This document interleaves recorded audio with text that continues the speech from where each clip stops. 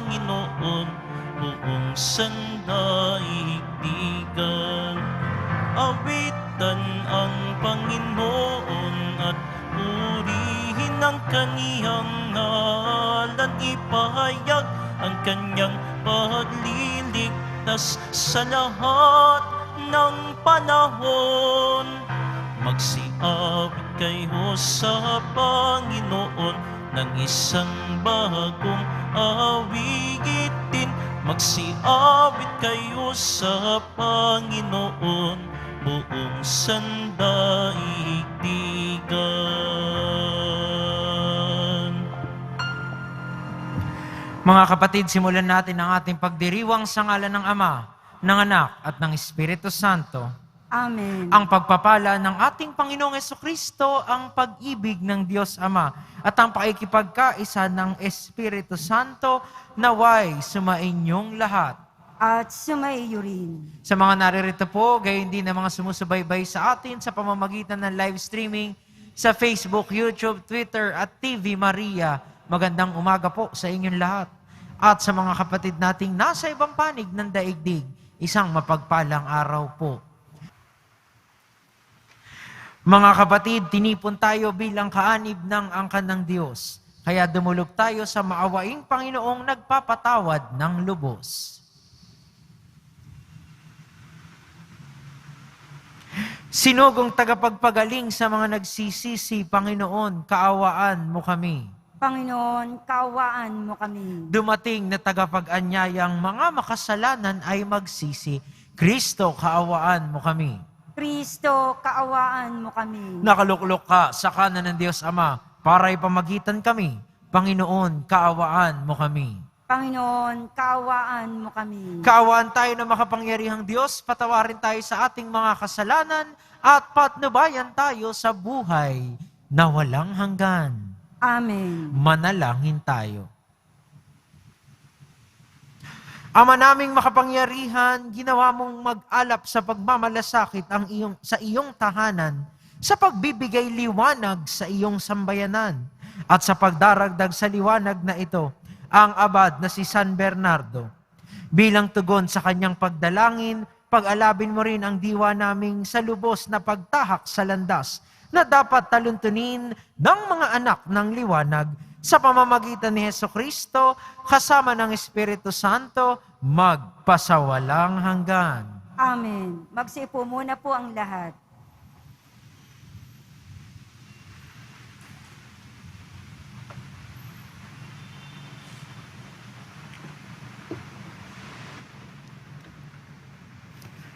Pagbasa mula sa aklat ni Propeta Ezekiel.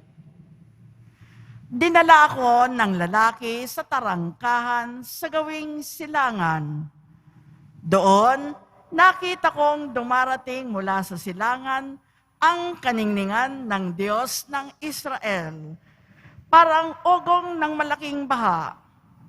Nagliwanag ang lupa dahil sa kaningningang yaon. Ang pangitaing ito ay tulad ng nakita ko nang wasakin ang Jerusalem. Tulad din ito noong makita ko sa Ilog Kebar. Ako'y sumubsob sa lupa. Ang nakasisilaw na liwanag ay nagdaan sa pintuan sa silangan at pumasok sa templo. Itinayo ako ng espiritu at ipinasok sa patio sa loob. Nakita kong ang buong templo'y punong-puno ng kaningningan ng Panginoon. Magkatabi kaming nakatayo noong lalaki. Maya-maya, may narinig akong nagsasalita sa akin mula sa templo. Ang sabi, "Tao, ito ang aking trono, at ito ang tuntungan ng aking mga paa. Ito ang magiging tahanan ko sa aking paninirahan sa gitna ng Israel." Ang salita ng Diyos. Salamat sa Diyos. Sa ating mananatili paglingap ng poon lagi. Sa ati mananatili, paglingap ng poon lagi. Aking naririnig magmula sa poon ang sinasalita. Sinasabi niyang ang mga lingkod niya'y magiging payapa. Kung mangagsisisi at di na babalik sa gawang masama, ang nagpaparangal sa pangalan niya'y kanyang ililigtas. Sa ating lupain ay mananatili ang kanyang paglingap. Sa ati mananatili, paglingap ng poon lagi. Ang pagtatapatan at pag-iibigay magdadaop palad. Ang kapayapaan at ang katwiray magsasamang ganap. Sa balat ng lupay, pawang maghahari yaong pagtatapat. At ang katarungan na may maghahari mula sa itaas. Sa ati mananatili, paglingap ng poon lagi. Gagawing maunlad ng Panginoong Diyos itong ating buhay. Ang mga halaman sa ating lupai, bubungang mainam. Sa harapan niya, yaong maghahari, pawang katarungan. Magiging payapat, susunod ang madla sa kanyang daan. Sa ati mananatili, ang paglingap ng poon lagi. Magsitayo po ang lahat.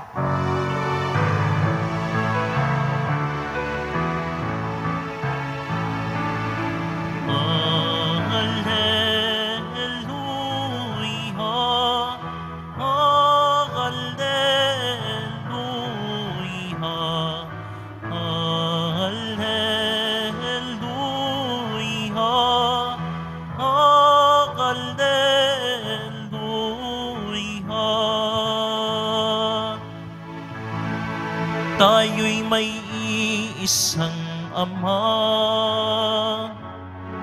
at Guro natin isa, si Kristo na anak niya. Alleluia, Alleluia.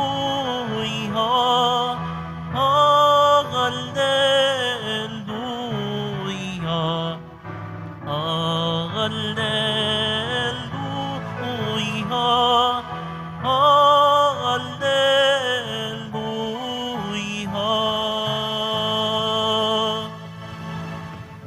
Sumainyo ang Panginoon. At sumaiyo rin. Ang mabuting balita ng Panginoon ayon kay San Mateo. Papuri sa iyo, Panginoon. Noong panahong iyon, sinabi ni Jesus sa mga tao at sa kanyang mga alagad, ang mga eskriba at ang mga pariseyo ang kinikilalang tagapagpaliwanag ng kautusan ni Moises. Kaya't gawin ninyo ang itinuturo nila at sundin ang kanilang iniuutos.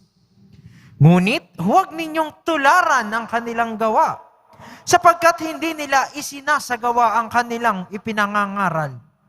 Nagbibigkis sila ng mabibigat na dalahin at pinapasan sa mga tao. Ngunit ni daliri ay ayaw nilang igalaw upang tumulong sa pagdadala ng mga iyon. Pawang pakitang tao ang kanilang mga gawa. Nilalaparan nila ang kanilang mga pilakterya at hinahabaan ng palawit sa laylayan ng kanilang mga damit. Ang ibig nila ay ang mga upuang pandangal sa mga piging at ang mga tanging luklukan sa mga sinagoga. Ang ibig nila ay pagpugayan sila sa mga liwasang bayan at tawaging guro.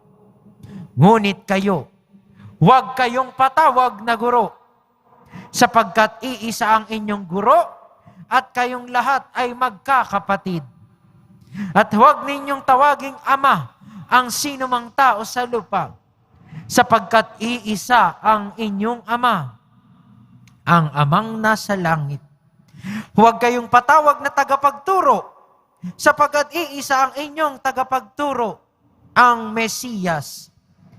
Ang pinakadakila sa inyo ay dapat maging lingkod ninyo. Ang nagpapakataas ay ibababa, at ang nagpapakababa ay itataas. Mga kapatid, ang mabuting balita ng Panginoon. Pinupuri ka namin, Panginoong Heso Kristo. Magsiupo muna po ang lahat. Muli po sa mga naririto, gayon din sa mga sumusubaybay sa atin sa pamamagitan ng live streaming, magandang umaga po sa inyong lahat. At sa mga kapatid nating nasa ibang panig ng daigdig, isang mapagpalang araw po sa inyo.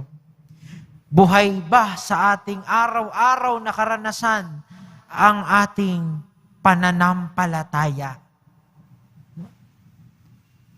Pagnilayan po natin at pag-isipan ng tanong na ito simula sa ating paggunita kay San Bernardo ng Clairvaux. Isa sa mga santong pantas ng simbahan, lalong-lalo na sa kanyang pinanggalingan sa bansang Pranses. Bilang isang relihiyoso, bilang isang monghe na may natatanging buhay panalangin, siya ay nagsulat ng maraming mga teksto, maraming mga sanaysay tungkol sa kabanalan. At isa sa kanyang mga pinakamahalagang tema ay ayon sa kanya, ang buhay Kristiyano daw ay tulad ng pag-akyat sa isang lugar gamit ang hagdan. Alam niyo naman po ang hagdan, di ba? May hakbang, isa-isa. May patutunguhan, pataas. At yung paglago sa kabanalan ay walang ibang daan para sa kanya, walang ibang hagdan para sa kanya, kundi ang siyang hagdan ng pag-ibig. Sa madaling sabi, yung kabanalan, yung tunay na pagiging Kristiyano, ay hindi lamang sa pangangaral at paniniwala sa isip. Higit sa lahat, ito ay galaw ng puso. At bilang galaw ng puso, isa itong pagkilos. Ipinakikita sa Diyos, ipinakikita at ipinararanas sa kapwa. Kaya naman, mula rito mauunawaan natin ang mga salita ng ating Poong Jesus Nazareno sa araw na ito. Tularan nyo o maniwala kayo sa mga Pariseo dahil totoo, mga dalubhasa sila sa pag-unawa ng batas. Mga dalubhasa sila sa pagpapaliwanag ng utos ng Diyos. Pero dahil sila ay nagpapakataas, dahil sila ay hindi isinasabuhay yung kanilang sinasabi, puro sila nagpapabigat sa mga tao, huwag sila ang inyong tularan. Hindi lamang ito paalala laban sa mga ginagawa ng mga Pariseo, hindi naman sila lahat ganoon, pero napapansin ni Jesus na ganoon sila. Panawagan ito na sana bilang mga tagasunod, yung sinasabi natin, yung pinagdarasal natin, yung ipinahahayag natin, yung pinangangaral natin, ay maging totoo naman sa ating araw-araw na buhay. At wala tayong ibang halimbawa doon, kundi ang ating Poong Jesus Nazareno. Yung pangangaral ng pag-ibig ng Diyos, isinabuhay sa pagpapagaling, sa pagtawag ng mga tagasunod sa Kanya, sa Kanyang mga himala, at higit sa lahat, sa pagkamatay sa krus at pakikiisa sa atin tungo sa muling pagkabuhay. At kung papaikliin natin lahat ng sinabi ko, isa lang yan. Gawin naman nating totoo yung ating pananampalataya. Huwag tayo yung mga taong palasimba, paladasal. Pero paglabas ng simbahan, kabaliktaran na ang ginagawa. Sinasabing tayo'y Kristiyano, tayo'y mga naniniwala sa Diyos, pero ang kilos parang walang Diyos sa buhay. Nawa po, yung pagpapala, yung malasakit, yung kabutihan na naririnig natin, ay maging buhay na buhay sa ating buhay. Dala rin nito, kasama nito, yung pagpapakababa, na sa hulit-huli, lahat po tayo dito ay sumusunod lamang sa ating poong Jesus Nazaren. At alam natin na sa pagsunod sa Kanya, tulad ng sinabi ni San Bernardo, ang hagdan tungo sa kabanalan. At sa pagpapatuloy ng ating banal na misa, tandaan po natin at hingin natin ang biyaya na sana ay lumago tayo sa kabanalan sa pamamagitan ng ating araw-araw na pamumuhay nito. Na sa bawat sandali, ang kabutihan, pagmamalasakit, pagiging totoo, pagiging makatarungan, ang siyang manaig sa ating buhay. At sa araw na ito, tanungin natin ang ating mga sarili. Paano naman magiging buhay ang aking pananampalataya? Lagpas pa at sa labas ng simbahang ito. San Bernardo, ipanalangin mo po kami. Magsitayo po ang lahat.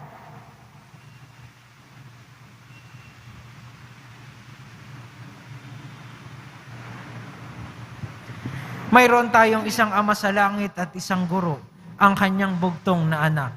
Lumapit tayo sa Ama at ipanalangin ang lahat ng kanyang mga anak sa lupa. Basbasan mo kami, aming nag-iisang Ama. Basbasan mo kami, aming nag-iisang Ama. Ang mga tinawag sa ministry ng orden, naway maging tapat at matyaga sa kanilang banal na tungkulin. Manalangin tayo. Basbasan mo kami, aming nag-iisang Ama. Ang mga magulang at mga guro, naway maituro sa mga kabataang na sa kanilang pangangalaga ang mabuting halimbawa ng kanilang buhay. Manalangin tayo. Basbasan mo kami, aming nag-iisang Ama. Ang salita ng Diyos, naway maging gabay natin sa ating mga kilos at naway lagi nating asamin na gumawa ng mabuti. Manalangin tayo. Basbasan mo kami, aming nag-iisang Ama. Ang mga matatanda, nalulumbay at mga may sakit, naway tingnan natin ng may habag at pagaanin ang kanilang pagdurusa. Manalangin tayo. Basbasan mo kami, aming nag-iisang Ama. Ang ating mga mahal na yumao, naway tumanggap ng walang hanggang kapahingahan at bagong buhay sa kaharian ng Diyos. Manalangin tayo. Basbasan mo kami, aming nag-iisang Ama. Sa katahimikan ng ating puso't diwa ay alay natin sa Panginoon ang ating mga panalangin, gayon din ang mga panalangin ng mga taong mahalaga sa atin. Sama po natin sa ating mga dasal, ang mga frontliners at health workers na patuloy na naglilingkod at nagiging tanda ng pag-ibig ng Diyos at ng kanilang pananampalataya tungo sa kapwa, lalong-lalo na ngayong pandemya. Manalangin tayo. Basbasan mo kami, aming nag-iisang Ama. Ama naming Diyos, dinadala namin sa iyong harapan ang mga pangangailangan ng mga nakakakilala sa iyo at yaong mga hindi pa nakaririnig ng iyong pangalan. Ipagkaloob mo ang aming mga kahilingan sa pamamagitan ni Kristong aming Panginoon. Amen.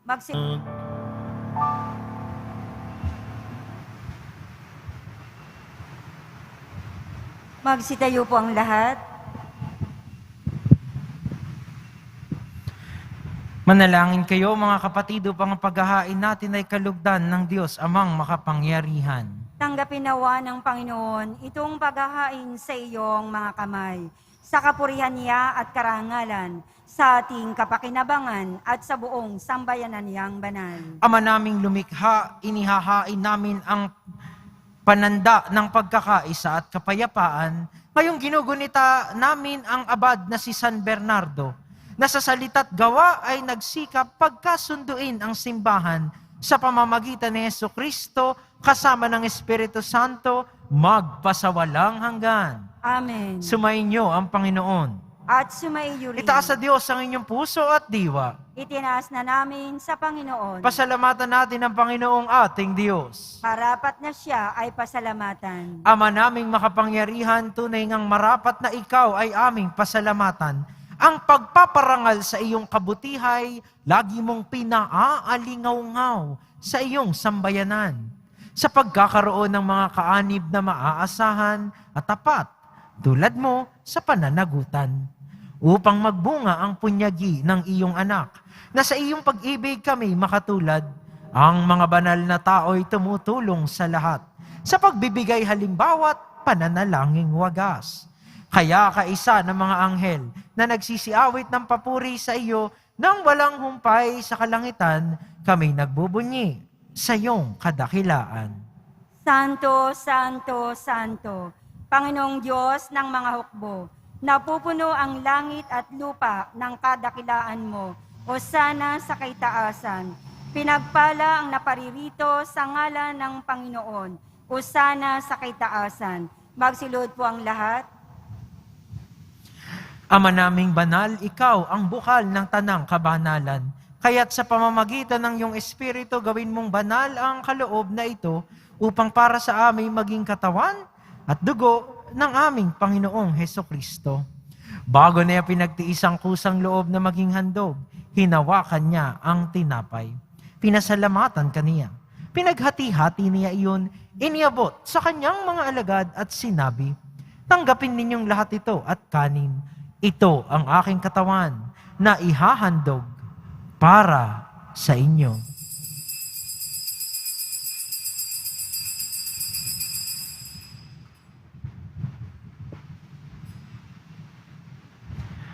Gayun din naman nung matapos ang hapunan, hinawakan niya ang kalis. Muli kaniyang pinasalamatan, iniabot niya ang kalis sa kanyang mga alagad at sinabi, "Tanggapin ninyong lahat ito at inumin.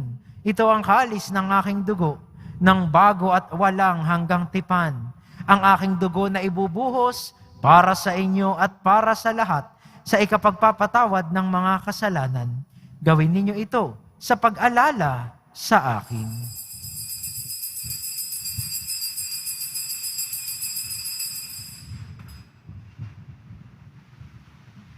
Magsitayo po ang lahat. Ipagbunyi natin ang misteryo ng pananampalataya. Si Kristo ay namatay, si Kristo ay nabuhay, si Kristo ay babalik sa wakas ng panahon. Ama, ginagawa namin ngayon ang pag-alala sa pagkamatay at muling pagkabuhay ng iyong anak. Kaya't iniaalay namin sa iyo ang tinapay na nagbibigay buhay at ang kalis na nagkakaloob ng kaligtasan. Kami nagpapasalamat dahil kami iyong minarapat na tumayo sa harap mo para maglingkod sa iyo. Isinasamo namin kaming magsasalo-salo sa katawan at dugo ni Kristo ay mabuklod sa pagkakaisa sa pamamagitan ng Espiritu Santo. Ama, lingapin mo ang iyong simbahang laganap sa buong daigdig. Puspusin mo kami sa pag-ibig. Kaisa ni Francisco na aming Papa at ni Jose na aming Obispo at ng Tanang Kaparian. Alalahanin mo rin ang mga kapatid naming nahimlay nang may pag-asang sila'y muling mabubuhay, gayon din ang lahat ng mga pumanaw. Kaawaan mo sila at patuloyin sa iyong kaliwanagan. Kaawaan mo at pagindapatin kaming lahat na makasalo sa iyong buhay na walang wakas. Kaisa ng mahal na Birheng Maria na ina ng Diyos, ng kabiyak ng puso niyang si San Jose, kaisa ng mga apostol, ni San Bernardo ng Clairvaux, ni San Juan Bautista, at ng lahat ng mga banal na namuhay dito sa daigdig ng kalugod-lugod sa iyo, maipagdiwang nawa namin ng pagpupuri sa ikararangal mo sa pamamagitan ng iyong anak na aming Panginoong Heso Kristo. Sa pamamagitan ni Kristo, kasama niya at sa Kanya, ang lahat ng parangal at papuri ay sa iyo, Diyos Amang makapangyarihan, kasama ng Espiritu Santo, magpasawalang hanggan.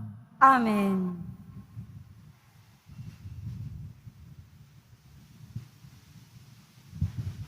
Sa tagubilin ng mga nakagagaling na utos sa turo ni Jesus na Panginoon natin at Diyos, ipahayag natin ng lakas loob. Ama namin, sumasalangit ka, sambahin ang ngalan mo, mapasa amin ang kaharian mo, sundin ang loob mo dito sa lupa para nang sa langit. Bigyan mo kami ngayon ng aming kakanin sa araw-araw, at patawarin mo kami sa aming mga sala, para ng pagpapatawad namin sa nagkakasala sa amin, at huwag mo kaming ipahintulot sa tukso, at iadya mo kami sa lahat ng masama. Hinihiling namin kami iadya sa lahat ng masama, pagkalooban ng kapayapaan araw-araw, iligtas sa kasalanan at ilayo sa lahat ng kapahamakan. Samantalang aming pinananabikan ang dakilang araw ng pagpapahayag ng tagapagligtas naming si Heso Kristo. Sapagkat iyo ang kaharian at ang kapangyarihan at ang kapurihan magpakailanman. Amen. Panginoong Heso Kristo, sinabi mo sa iyong mga apostol, kapayapaan ang iniiwan ko sa inyo. Ang aking kapayapaan ang ibinibigay ko sa inyo. Tunghayan mo ang aming pananampalataya at huwag ang aming pagkakasala. Pagkalooban mo kami ng kapayapaan at pagkakaisa ayon sa iyong kalooban, kasama ng Espiritu Santo, magpasawalang hanggan. Amen. Ang kapayapaan ng Panginoon ay laging sumainyo. At sumaiyo rin. Magbigayan po tayo ng kapayapaan sa isa't isa.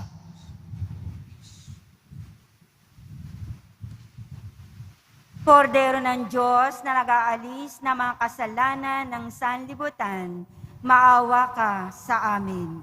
Kordero ng Diyos na nag-aalis ng mga kasalanan ng sanlibutan, maawa ka sa amin. Kordero ng Diyos na nag-aalis ng mga kasalanan ng sanlibutan, ipagkaloob mo sa amin ang kapayapaan. Magsilod po ang lahat.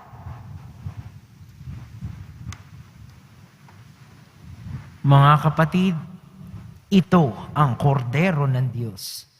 Ito ang nag-aalis ng kasalanan ng sanlibutan. Mapalad ang mga inaanyayahan sa kanyang piging. Panginoon, hindi ako karapat-dapat na magpatuloy sa iyo, ngunit sa isang salita mo lamang ay gagaling na ako. Katawan ni Kristo. Amen.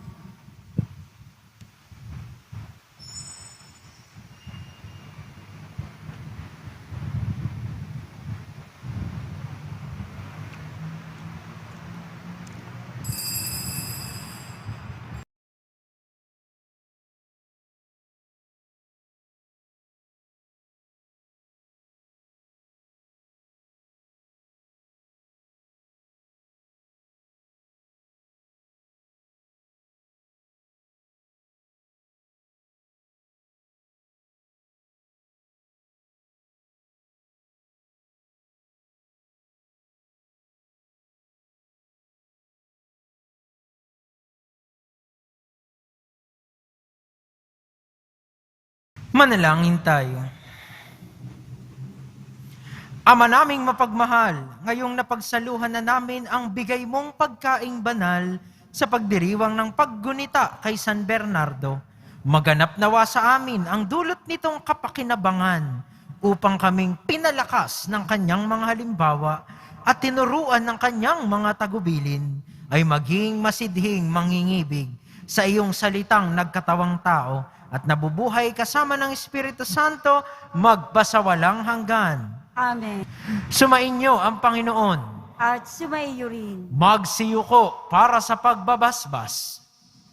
Mahal na pong Jesus Nazareno, inihayag mo sa pamamagitan ng krus ang walang maliw na pag-ibig ng Diyos sa sangkatauhan. Pakinggan mo ang kahilingan ng iyong angkan na nagsusumamo sa iyo. Makamtan nawa nila ang iyong katugunan at tanggapin ang kasagutan na may utang na loob na tinatanaw. Basbasan din po ninyo mga daladala nilang mga imahen at dasalan. Sa pamamagitan ng bendisyong ito, na may maalaala nila ang mga pangako nila noon sa binyag, na ikaw ang kanilang iibigin at paglilingkuran bilang Panginoon magpasawalang hanggan. Amen. At pagpalain nawa tayo ng ating makapangyarihan at mapagmahal na Diyos, Ama, Anak, at Espiritu Santo. Amen. Tapos ng misa, humayo kayong dala ang pag-ibig at kapayapaan ng ating Poong Jesus Nazareno. Salamat sa Diyos.